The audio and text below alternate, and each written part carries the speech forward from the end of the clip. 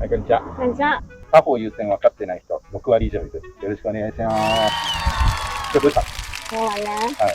タイヤがさ、はい。でかいの。意味がわかんないです顔もでかいけど。まあ、顔でけえな。引き出しで。どうした？いや、アップしてるやつは顔もでけえだろ。アップじゃないの。近いだけ。やめろ。どうした？タイヤがね、17インチがね、はいはいはいはい。17インチなの。全然言ってる意味がわかんない。何？脳内変換してみて。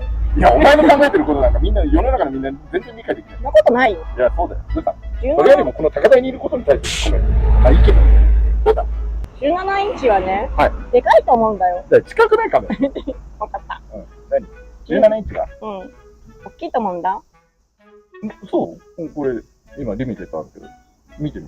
でかい？だって、キュッキュッキュッキュ言うじゃん？もう今だいぶならなくなったじゃん。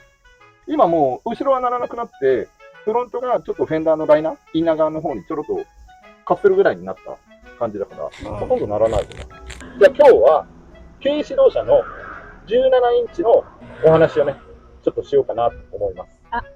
はい。いらない。いや、言ってる意味が。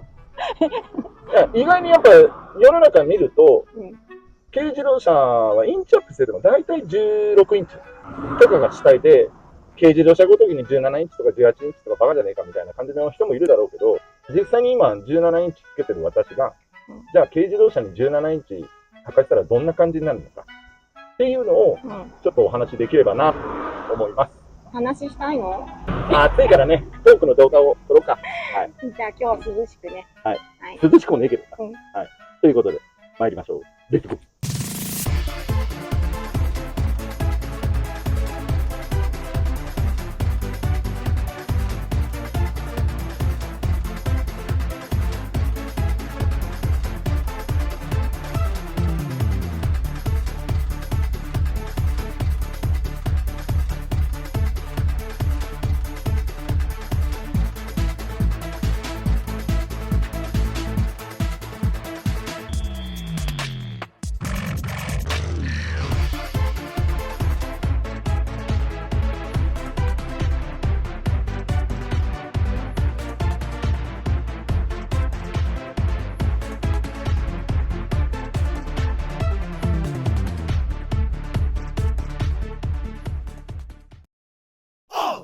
はい、ということで、早速その17インチに対してお話ししようと思うんですけれども、まずその前に、M さん、タイヤのサイズとかってわかんないですか？全然わかんない。わかんないね。ホイールのサイズもわかんない。ホイールはほら17とか16とか。インチだけでしょ。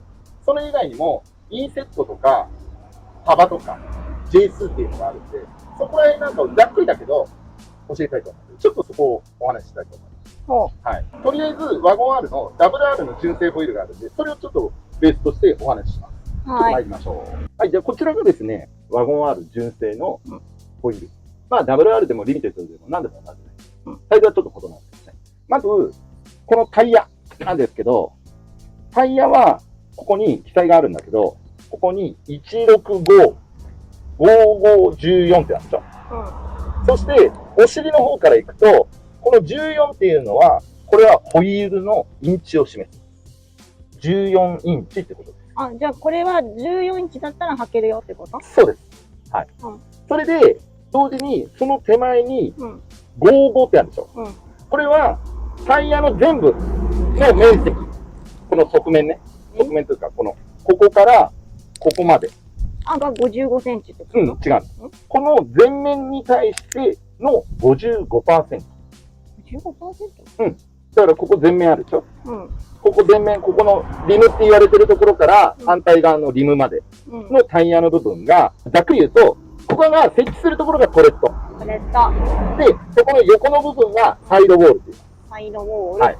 細かい話しちゃうとタイヤの話になっちゃうんで、ざっくりと言いますけども。この55っていうのは ?55 っていうのは、このサイドウォールとトレッドを足した面積の 55% がサイドウォールの部分ですよってこと。じゃあ半分以上が横ですって。そうだね。そういうことだね。それで、同時に、このさらにもう一個手前の165っていうのが、ここのトレッドの面積。165ミリありますよってこと。へぇー、165なんだ。そう、これ 16.5 です。本当だ。そうです。わかるんだ。はい。ということで、これは、165、55、うん。 14というこ初めて知った。と。はい。全然関係ないよね。だって教えてくれないじゃん。これね、自動車学校とかでも教えてんだよ。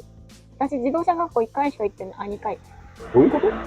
自動車学校でそんなこと教えてもらってない。自動車学校って学科で勉強するよ。しなかった。それで、うんもういいよ、そんなどうでも。分かったよ。もう50年ぐらい前。カットかな。うん。そして、今度はホイールです。ホイールは、ここに 14×4 2分の 1J って書いてあるんですよ。ちょっと汚いけどね。ここあるでしょ。うん。これ14はもちろんホイールの大きさ。14インチ。このホイールの全体の大きさうん。が14インチ。そして、4と2分の 1J ってあるでしょ。うん。これが J 数ってホイールの幅です。4と2分の1が幅って何？そうあ、このホイール外れた中のホイールだけの状態の幅？幅です。へえ。1J、だいたい 3. 何センチ ?3.1 だか2だかなんだけど、うんそれで4と2分の 1J でしょ。うん要は 0.5 なんですよ、2分の1って。うん。だから 4.5J ってことなんです。うん。そして、さらに、ホイールは、昔はオフセットって言ってたんだけど、今はインセットって言って、ここにプラス50って書いてあるんですか。うん。これは、プラス50っていうのは、ホイールをど真ん中うん。をプラスマイナス0と見ます。はい。それから、プラス50だったんで、うんプラスっていうのは外側に50ミリ。出たところに、このホイールのナットをつける土台が出てますっていうこと。プラス50のところにあるから、ボルトは真ん中から50とプラス50必要ってこと？はいはい。違う違う。だからこれはホイールだとするんでしょ。うん。ホイールの幅が 4.5 で、で、4.5 のど真ん中うん。から、プラス50なんで5センチ。5センチホイールのナットをつけるお皿が外側に出てる。あ、じゃあ本締めするところ基準が、ここ真ん中から5センチ出てる。 5センチの大きいものを選ばなきゃダメだよってことね。違う。うん。ボルトをつける土台が5センチ表に出てるって。ここが。ここがでしょ。ここは出てるの、5センチ。真ん中からね。うんそういうのがインセット。逆にマイナス50だったら、逆に内側に5センチオフセットされる。結局、あれか。この内側につくボルトの穴位置っていうのは、車体のつけるところにぴったりつく面ってことだから面がっていう。うん、面が、5センチ外タイ側に出てる。ヤよりもこっちに外側にね出てるから、で、マイナスインセットだと、内側に5センチ中に。中に入ってると、そのままつけちゃうとタイヤが出ちゃうよってことそう。だから、外側だとタイヤが中に。中に入っちゃうそよ。う。プラスだとタイヤが中に入って、マイナスだとタイヤが外。へっていうのが、ホイールのサイズ表記なんです。ぇそして、じゃあこれで17インチのホイールの方に行きます。はい。はい。はい。そして、話を戻して、17インチ。私、今履いてるんですけど。はい。まあ今後はね、18インチのホイールに入らないって思うよね。だから入るか入らないかじゃなくて、入れるんです。はい。だって、その帽子だってはい、ギリギリ入ってるんですよ。頭がでけえからっていうことだよね。失礼だ。そしてですね、それで、このホイール、現状、この動画でアクセルシャフトを入れたりとか、はたまた、この動画でダウンカットを入れたりとかして、この車両は車高が下がってます。そう、下がってるの。そう。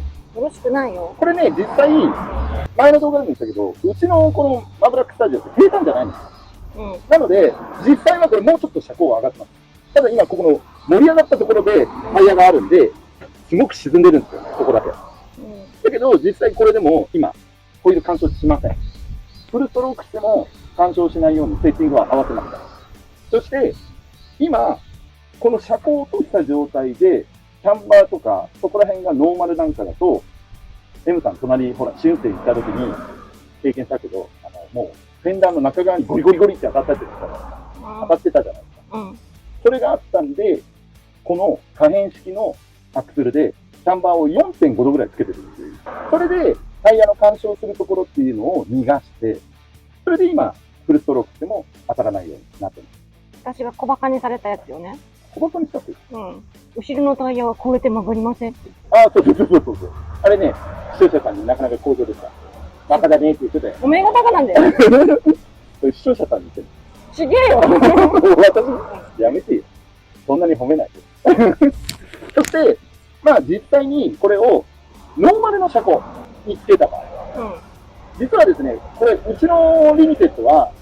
17インチ測ってた時、一番最初に測った時は、純正のサスペンションだった。そして、これ、ホイールの方は、17インチの 5.5J、プラスの40なんです。純正の車高の状態でも、ホイールがフェンダーよりも出ないようにはなってます。5.5J だから、全然太くないんですね。そしてタイヤの方も、これ165の4017なんで、まあ 5.5J だと若干ちょっと引っ張ってるかなぐらいのタイヤなんですね。なので、基本的にはホイールはフェンダーから出てこないように仕様になってます。ただ今みたいに車高をドベッと落としちゃうと、フェンダーに干渉しちゃうっていうのが出てきてしまいますので、フェンダーとギリギリでもストロークした時にザギッとここを吸っちゃうんですよ。なので、キャンバーをつけてホイールが干渉しないようにしてます。頭内側に逃がしてるね。そうです、そうです。はい。それで、まあ今こうやって17インチ測ってるんですけど、正直、キャンバー切っちゃうと、タイヤが内入りしちゃうじゃないですか。はキャンバーが0度だと、ここ全部設置するんですよ。あ、うん。キャンバーをつけると、4.5 度とかだとこれぐらいなんですよ。そうすると、これこっちが表で。そうすると、重心が内側に行っちゃうんで、こっちばっか入っちゃうんですよ。はタイヤが内入りしちゃう。このまんまだと、タイヤが内入りしちゃってもったいないっていうのがあるんで、私は正直、乗り心地を若干犠牲にしても、タイヤを均等にできるだけ減らしたいので、空気圧を4キロ入れてます。減らすんじゃないの？減らしちゃうと、確かに全体的にっていう印象にはなるんだけど、うんまず一つはスタンディングウェーブ現象が起きやすい。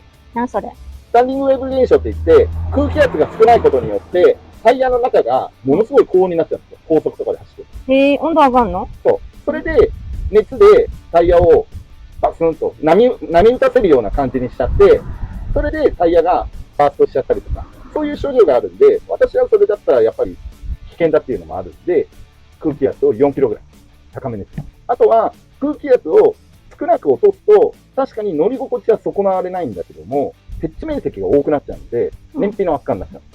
乗り心地はいいよ。先ほど言った、ここのサイドウォール、変形率が、このホイール見ればわかる通り、薄いでしょ。うん。それなんで、ホイールの面積の方が大きくなってるんですよ。っていうことは、物理的な衝撃っていうのは、ここのサイドウォールで吸収してくれてるんですよ。大きい方がいいんじゃないの？ここが分厚い方が、うん。衝撃を干渉してくれてるよね。あ、じゃあ空気圧が低いと、そう。ひしゃげちゃうんだ。吸収しきれなくて、ホイールを傷めた。なので、空気圧を高めに設定してる。へー。そして、最大のメリットは、空気圧を4キロ入れると、タイヤって空気圧高めれば高めるほど真ん中が盛り上がってくるんですよ。こういう風になってくる。イメージ的には。なので、内側になってても、タイヤが真ん中が盛り上がってくれれば、真ん中の方に設置してくれるっていう傾向になる。傾向だから。あ、外側が減らない。内側ね。内側とか、まあ端っこが減らないように。そう、真ん中を盛り上げて、できるだけ真ん中を設置させてあげるようにしてる。タイヤ真ん中から割れないの？どういうこと？真ん中から割れない？だって真ん中がすり減るの早くなっちゃうんでしょ？だけど、実際車走らせてるときずっとまっすぐじゃないと。曲がるでしょ。曲がるときに、重心がやっぱりタイヤの接地面の重心が外側に行ったり内側に行ったりするわけだから。だから、外側の方が力かかりやすいんですよ。角に行けば角に行くほど接点が狭くなるんで、道路との接地してる面積が狭くなるんで、角の方が減りやすいんですよ。だから真ん中を盛り上げてる方がちょうど均等的にタイヤを設置してくれる。だから現に私これ、キャンバー切ってても空気圧4キロだと結構内入りしてないです。均等的に減ってくれてるんで、まあそこはメリットにはなってるのかな。実感してる？そうだね。ただ、やはり、ただでさえインチアップでタイヤが薄くなってるのに、空気圧4キロ入れるわけだから、やっぱり若干ゴツゴツ感は出た。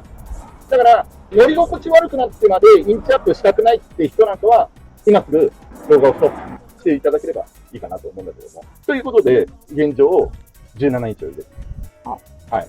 そして、現に今これ17インチ入れてて、どうなのかっていうと、17インチ入れてどうって言われても。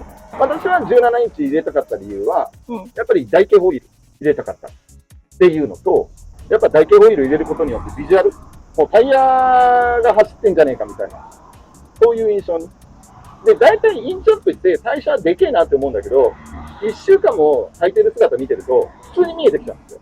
なので、私はこれ今現状17インチそんなにでかいって思わないんですよ。私はむしろちょっと17インチのこの 5.5J なんかだと、物足りないか物な。足りないかな。物足り私も最近、かれこれこの顔見てきて、はこの出方に慣れてきたから。い。顔でけえって。失礼。顔がでけえから台形ホイール入れてんだよ。やめろ、そういうこと言うの。はい、するよ。めちゃめちゃでも、シュッシュとかたまに言うよ。だからもう、今フロントのインナーフェンダーを軽く吸ってるだけであって、うん。車高を落としちゃうと、すりやすいよね。滑りやすい。どうしてもそうだよね。フェンダーとタイヤのクリアランスがなくなるわけだから。はい、ただ、純正の車高の人、またはダウンサス程度の人だったら、この 5.5J とかの17インチだったら、入れても何ら影響出ない。普通にそのまま入れられる全然余裕で。ってことを言ってるわけ。ボルトオンで入れられる。はい。ただ、幅が先ほど言った J2、6J とか 7J とか、そこら辺になってきちゃうと、出具合が変わってきちゃうんで、キャンバーつけて、ホイールをイン側に収めなきゃいけないとかっていうのは出てくるけど、正直 5.5J とか、そこら辺の幅だったら、全然収められない。ただ、私は、これにもうだいぶ見慣れてきてしまったんで、次は18インチの 7J 入れたいと、入れますというふうに考えてます。取れちゃうよ。まあ、大丈夫じゃないかな。大丈夫じゃないよ。今度は165の3518を 7J で引っ張るんで、もっとタイヤが薄くなる感じになって。爆発しちゃう？出ました、爆発。空気圧は、まあ、大体やっぱり4キロから5キロぐらいを入れて走ろうかなと思ってます。燃えちゃうよ、だって。燃えないね。大丈夫ですね。はい。ということで、今ね、だいぶいろんな自動車、軽自動車だけじゃなくて、普通乗用車なんかも、インチアップ化がね、かなり進んできてて、もう本当に20インチなんかでも当たり前かのようになってきちゃってるんで、まあ、軽自動車なんかでも、まあ、入れて10、マックス18かなぐらいには思うんですけれども、17インチぐらいだったらだいぶスタンダードにはなってきてんじゃないかなと思いますので、まあ、ただ17インチとか18インチになると、国内のホイールメーカーとかのラインナップが少なくなっちゃうんですよ。なんでだって、乗用車のやつでも17あるでしょ？だから乗用車のあるんだけど、幅が広いんですよ。違うんだ。だから、これなんかだってノーマル 4.5J じゃん。軽は軽用なの？軽でつけて支障がないような、幅ってこと？幅とかオフセットとかっていうのはあるよね。で、あと、そもそもこの4ケツって言って、ホイールなんとか4つのタイプは、やっぱ5ケツと比べると少ないんですよ、ラインナップが。何が違うの？やっぱ5ケツを主体で使ってる車両が多いから。あ、じゃあ軽って4本しかないの？はい。軽は、ホイールナット。うん。ホイールナットはそうだね、4ケツばっかで。軽はだいたい4。なんだったっけ。メルセデスのスマートとかは3ケツだけど、基本的には日本国内で売られている軽自動車は4ケツです。初めて知った。ただ、その、パドボルトって言ってホイールナットつけるところなんですよ。それが 1.5 とか 1.25 とか、これは2種類あったりとかするんで、ホイールナットも何でもかんでも作ってるわけではないんで。太さ？長さ？ネジの溝のピッチ。切りか。それなんかもあるんで、そこら辺なんかも車種によっては異なる。まあ、続きなんかは 1.25 だけど。じゃあそのボルトなんかも、軽専用とかあるの？軽専用っていうよりも、だから 1.25 か 1.5。トヨタとかは 1.5 とか、トヨタダイハツとかなんかは 1.5 なの。そういう規格なんだ。大体統一されてるね。おおむね。微妙に違う車種なんかもあるんで、それは車種ごとに見た方がいいんだけど、このスズキのワゴン R とかアルトラバンなんかは 1.25 のネジピッチなんで、PCD が100のボルトピッチが 1.25 がスズキになってます。はい。それに合わせて17インチとか18インチってなると、もう国内メーカーだと正直あんま売ってないと思います。18インチなんかだともう海外メーカーとかじゃないんで、だから強度に心配だとかって人なんかはまず入れられない。17インチもラインナップがすごく少ないんで、これちなみに私が履いてるのはアメリカのメーカーでレグザーニっていうところなんだけど、これもまあ軽自動車用に多分日本国内向けで独自で作ったサイズだと思うんだけども、軽専用みたいな。別に乗用車にも入れられなくはないんだけど。ただタイヤが細いってことです。細くなっちゃうんで、ね。そうだね。逆にタイヤだけ太い幅の入れてこんなんなっちゃうから。だから見てくれもダサくなっちゃう。可愛いんじゃないの？無駄に干渉しちゃうから。そう。だから、まあ私はこのサイズの17インチ。私はもう正直これちょっとちっちゃいなっていう感じに、ちっちゃくはないけど、まあなんか普通な感じになっちゃってるんで、私このツートーンカラーが好きで、メッキとかシルバーで、端っこのところは黒とか、いう風になってるツートーンカラーが好きなんで、そういうとなんか結構ちょっとスタイリッシュに締めちゃうような印象を与えるカラーリングなんで、私はこれあんまりでかくは感じないかなと思ってきてます。じゃあ、特別に見しようかな。今度入れようと思ってるホイール。え？あるんですよ。いや、いいよ、ちっちゃくしてよ。あるんで、ちょっと待っててくださいね。で、ノーマルに戻していいんだよ。え？ノーマルに戻して。ノーマルないです。なんでよ。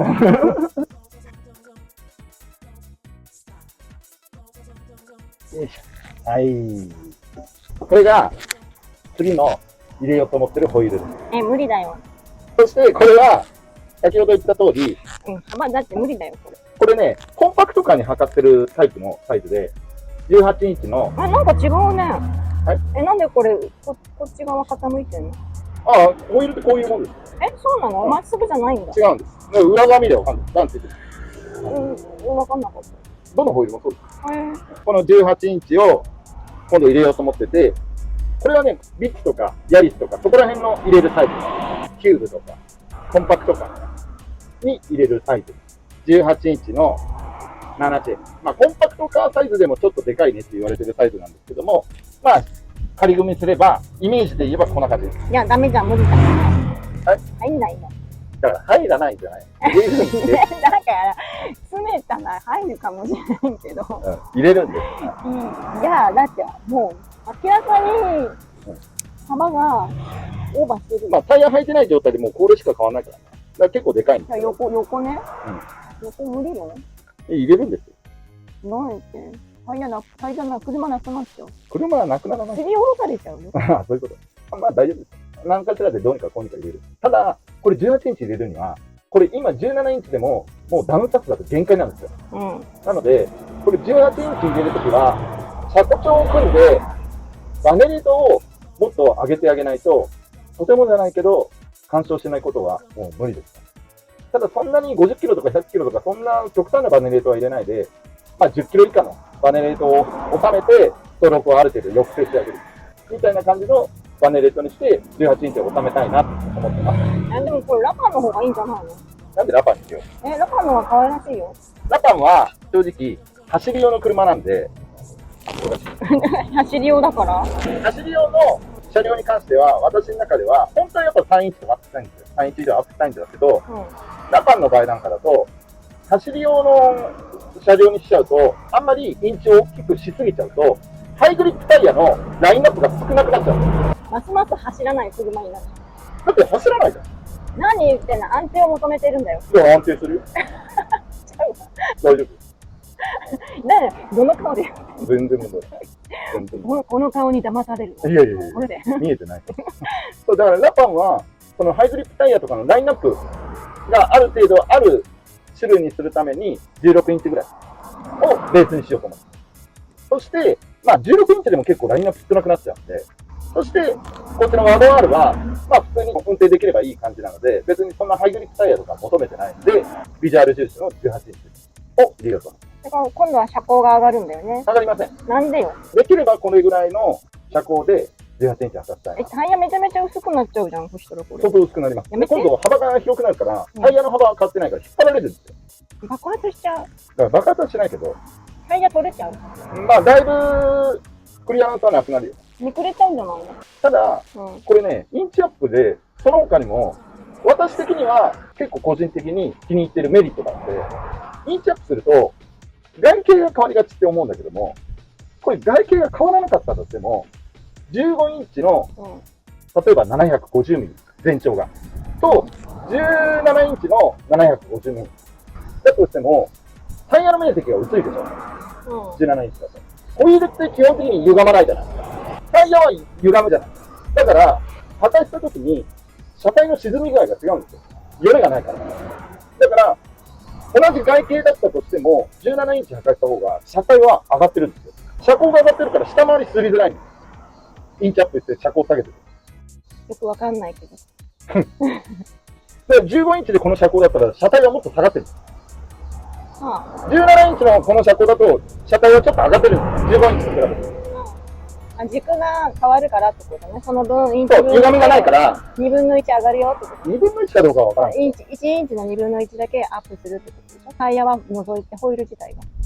だから外形同じだったとしても。同じだったとしても、よれがないから。だから、よれが少ないから、車体が上がるんです。それと同時に、タイヤも薄くなるから、フェンダーとホイールのクリアランスだけはキュッと締まるんだけども、車体は上がってんから、垂ら下するとかそういうデメリットはないんですよ。本当かな。うん。だから現にこれあんまり下すらないんですよ。いや、今は17で、今度インチアップした時にどう変化するか。うん。だってこれ現に、この状態で同じ全長の15インチとか測ったら、これ車体もっと下がりますよ。もう2、3センチぐらい下がっちゃうから、踏切とか超えられなくなっちゃうから。ノーマルでいいよ。ノーマルっていうのは、まあ、それもそれでいいんだけど、私はカスタムしてる車が好きだ。分かったよ。なんか文句ある？文句あるよ。じゃあ乗らないで。俺の車だから。ノーマルだよ。ノーマルが全てだよ。だったらノーマルの車乗ってるでしょ。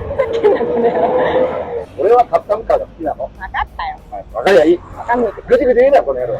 あはい。ということで、この17インチ、もう話の到着点が分かんなくなっちゃったんですー、インチアップの話ね。けど、はい。軽自動車に17インチは、そんなに神経使わなくても結構容易に履けます。はい。特にノーマル車高だったら 5.5J とかの市販でする17インチの軽自動車用とかって言われてる17インチのホイールだったらノーマル車高でも全然問題なく出ることなく履けますので全然問題ありません。ただしコンパクトカーサイズの 6J、7J とかの幅広のホイールになっちゃうと車高取ってキャンバーつけてとかやらないとちょっと厳しいかなっていうのがありまして、まあそこはユーザーさんがね、どういうふうにカスタムの方法性っていうのをどういうふうに認識持ってやっていくのかっていうのが重要視されると思いますので、まあ、少しでもね、参考になっていただければと思います。そうだね。なんかタイヤとかホイールとか、私全然わかんないから、はい。とりあえずお任せでって全部言う。でしょ？そうすると、タチのビッグモーターみたいに、好き勝手なことやられて騙される。だっていいかもだもん。じゃあいいかもでしょ？ここにもねうん、カモにされてるの。されてねえ。やめて。いいかもだから。悪評だって。悪評じゃないの。基本私、ノーカットでうんこの動画配信してるから、そういうさ、悪質なこととか言うのやめて。嘘だ。うるせえ。すごい飛ぶよ。この場面ね、全部飛んだ。はい。はい、ということで、まあ17インチだね。17インチつけましょうじゃなくて、つけられるよの話。そうつけられますよって考えてる人いたら、つけられますよっていうことたなんで。だ、タイヤを選ぼうねってことでね。いや、ホイールもね。ホイールもだけど、タイヤも選ばないと上手にいかないよってことでしょ。でどちらかって言ったらホイールだね。あ、ホイールの幅幅とか、オフセットとか、インセットね。インセットとかを気使わないと出ちゃう。ただ、通常で市販で売られてる軽自動車の17インチとかっていうのだったら幅が狭いから、だからノーマルでもそのまんまつけられたっていうことですね。あとボルトの数がね。だから大体軽自動車用だったらもう4ケツだから。ほら、よくさ、K はキャップついてんじゃん。でっかいキャップが、ホイールキャップ。でっかいキャップついてるところもあるじゃん。カポッと。でもそれ時代遅れですよ。なんでそんなこと言うの？私だってわかんない。だって見てみね、平成の車でだってお前全部センターキャップもう埋め込み式だよ。だってそういう。使ってるセンターキャップなんてもうないよ。少ないよ。車外のだったらわかるけど。うるさいな。全部ね、私はディーラー任せなんだよ。だから何も知らない証拠だよ。ほっとけよ。無知な証拠だよ。いいよ、無知ってだからいいかもいされる。そうだよ、かもだれてんだよ。情けな。自分で言ってて情けないと思う。ということで、17インチね、到着を考えている方がいらっしゃいましたら、参考にしていただければと思います。またなんかカーイベントなんかで、マーブラックの車両を見るときには、次あたりはもう18インチそろそろいけてんじゃないかなと思いますので、ご興味のある方がいらっしゃいましたら、見に来ていただければなと思います。あ、そこね、ちょっと大事なところ。はい。有料ですよ。見物が有料です。うちの車の視聴料。見物は。車はいいの。車は好きなだけ見て。はい。この男は有料ですよ。どういうことどういうこただじゃ喋れねといや、ただでも喋ってるよ。そうか。安い男だな。いくらでも喋ってる。ということで、最後までご視聴いただき、誠にありがとうございます。高評価やコメント、チャンネル登録とベルの通知のマークをですね、オンにしていただきますと、マーブラックの不定期な動画の配信が通知でお知らせになりますので、ぜひとも通知をオンにしていただきますのと、本日は軽自動車に入れる17インチのお話でした。はい。それではまたお会いしましょう。さよなら。